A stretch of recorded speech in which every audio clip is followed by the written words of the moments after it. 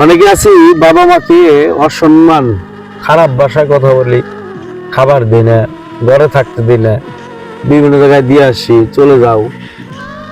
বিষয় হচ্ছে পৃথিবীতে মায়ের মূল্য অপরিসীম, এটা অমূল্য সম্পদ। আর বাবা হচ্ছে আপনার ডাইন বাম হাতের চাবিকাঠি। আমি মনে করি একটা বাবা বেঁচে থাকলে পৃথিবীর সকল কিছু জয় করা যায়, পৃথিবীর যে কোনো জায়গায় সফলতা অর্জন করা যায়।